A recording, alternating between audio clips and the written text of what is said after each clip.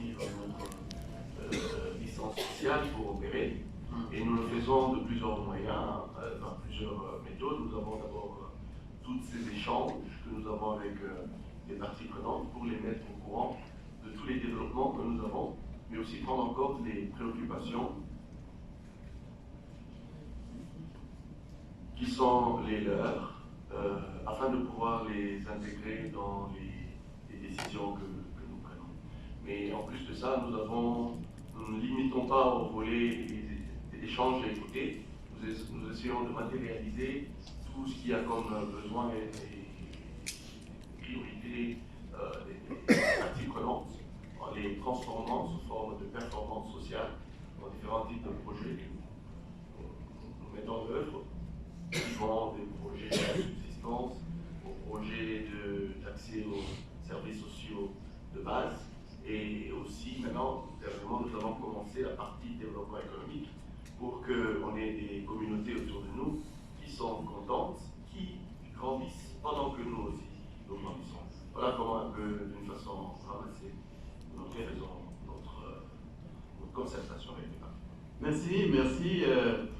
Lorsqu'on parle de parties prenantes, il y a d'abord les associés eux-mêmes, il y a les dirigeants, il y a les travailleurs, il y a les fournisseurs, il y a les clients, il y a l'État. Et comment avez-vous géré jusque-là vos relations avec l'État et leur impact sur votre projet? Oui, ça c'est une des questions les plus difficiles. Mais j'aimerais commencer par dire que nous avons eu de bonnes relations. Du fait que lorsque vous regardez la partie où nous évoluons, le nord-est de la RDC, c'est une partie qui est souvent présentée comme une partie en double. Mais je peux vous affirmer que pour les 9 ou 10 ans que nous avons eu à évoluer là-bas, on n'a pas connu de grand trouble. En 2009, fin 2009, lorsque nous arrivions, nous avions la forte présence des LRA, qui sont le Lord Army Resistance, qui évoluait dans la zone soudanaise et ougandaise. Et dans un très peu de temps, ils étaient partis de la zone où nous évoluions. Et bien entendu, avec le push du gouvernement, coup de chapeau et grand merci. Et depuis lors, nous avons beaucoup évolué et on n'a pas connu de problème sécuritaire, contrairement à ce que les gens se font comme idée de ce que cette zone-là représente.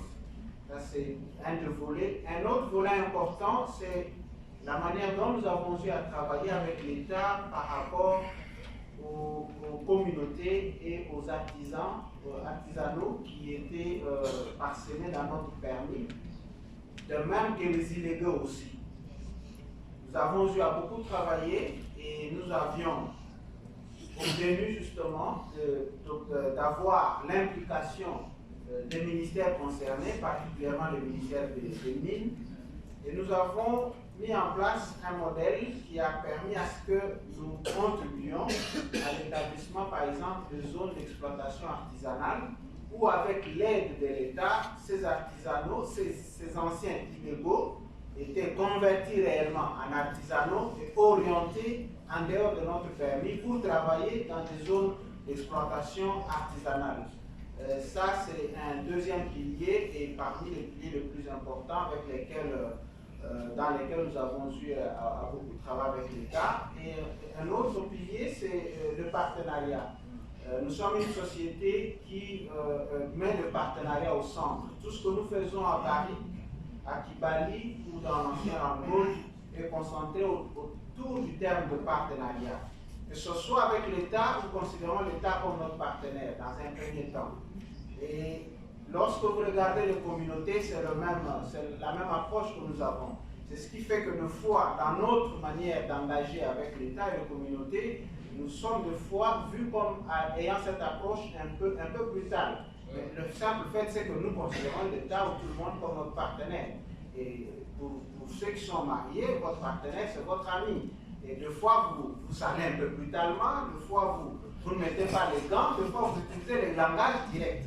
Ça, c'est Rand Gold, ça c'est Guy Bali, c'est Marc Cousteau, c'est Cyril, et c'est comme ça que nous abordons les questions. Et lorsque nous arrivons avec les communautés, nous n'allons pas par quatre chemins, nous ne leur faisons pas de promesses et de deals, on leur dit voilà vos droits, ils s'arrêtent ici, ils commencent là, ils s'arrêtent là, le nôtre commence ici, s'arrête là, et nous dégageons ça autour de cette dynamique. C'est ainsi qu'aujourd'hui, vous voyez les résultats par rapport au local content que nous avons apporté dans le coin. Nous sommes fiers lorsque nous allons partout de vous dire que nous avons fabriqué autant de sous-traitants, autant de millionnaires. Nous vous le présentons, ce n'est pas du fake, c'est du réel. On vous dit, il y a tel.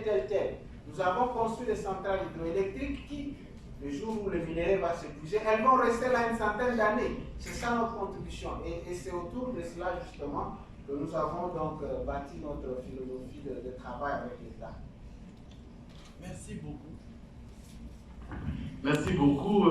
Je pense que l'audience est en train de bouillonner pour vous poser des questions, mais j'aimerais que vous-même vous puissiez d'abord épuiser tous les sujets que nous avons. Il y a il y a des jeunes entrepreneurs dans l'industrie minière. Comment est-ce que vos projets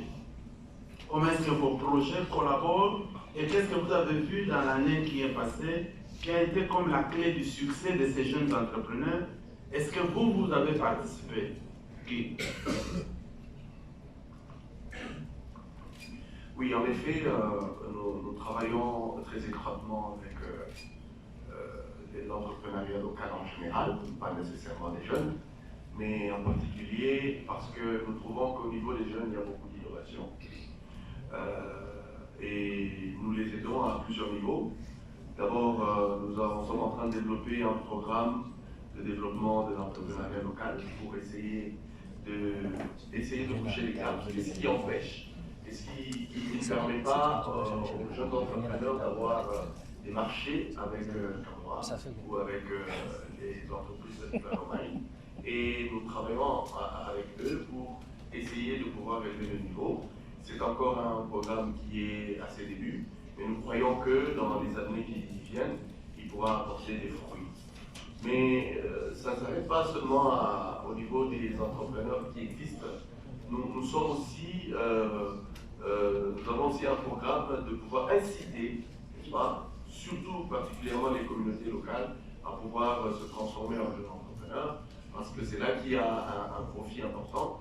Nous avons réussi déjà dans ce projet à mettre sur pied, aider les communautés à monter une entreprise qui s'appelle Tujenge, qui est un groupe d'actionnaires, 19 actionnaires, tous membres de la communauté que nous avons formés, que nous avons équipés et que à qui nous avons donné des compétences en microfinance, et ils nous fournissent à la mine les pavés et les briques avec un chiffre d'affaires qui est au-delà du centaine de milliers de dollars.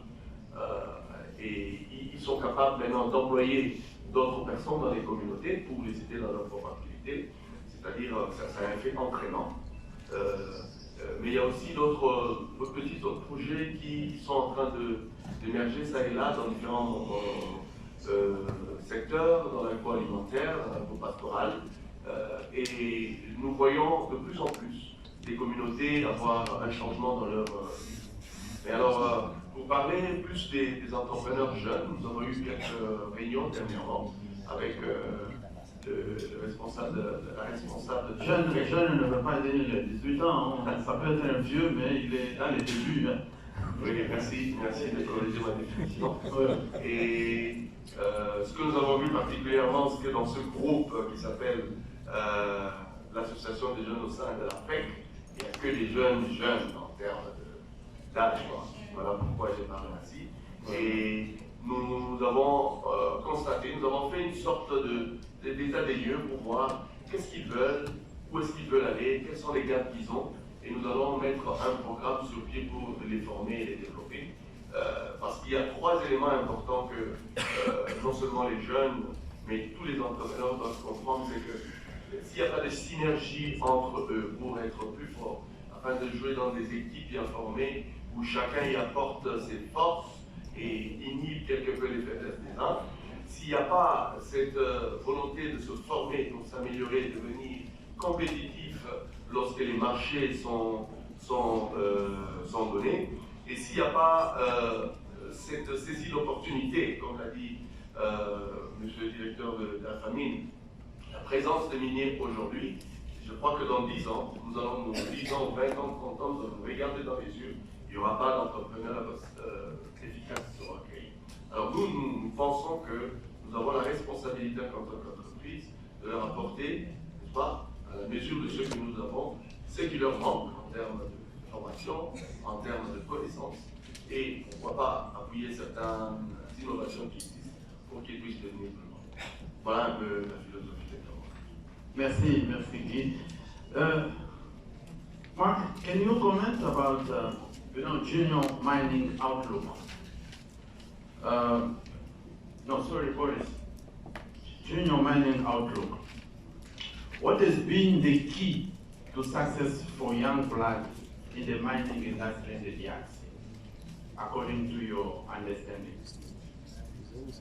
I think the key is education, to have those high-level skills. People who can run laboratories, people who can map core, and there are not really enough of people in that kind of category. So we've got an MOU with our communities, and we set up an organization